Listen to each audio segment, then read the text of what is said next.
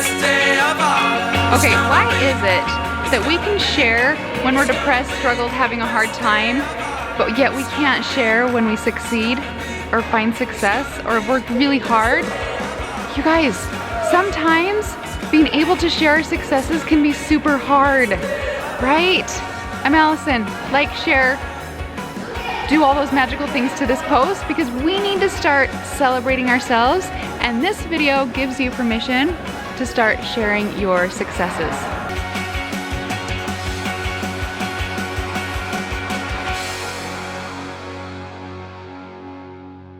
I just attended a conference, Funnel Hacking Live, and one of the speakers was Tony Robbins, and he asked a question that I thought was so awesome. He said, why is it that we are afraid to share our celebrations, our successes, the things that we've worked really hard to do?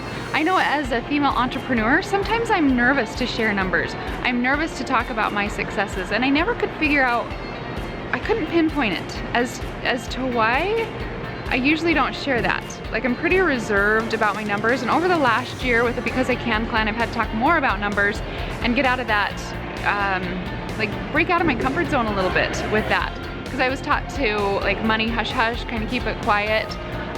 But he brought up something that I thought was so perfect and I wanted to share with you. And also I want to give you permission to share your wins because you've worked really hard for them and you should be celebrated for them. So what it is when people are in pain and they're like, oh my gosh, I have a headache today. A lot of people can relate with that. And a lot of people can say, I'm so sorry, this is what I do. We're here for you, we've got you, stuff like that, right? But then when you have success, not a lot of people have had that success. And so not a lot of people can relate to you. And so you feel a little bit isolated and not a lot of people understand it. And so it holds you back from sharing the things that you've worked so hard to do.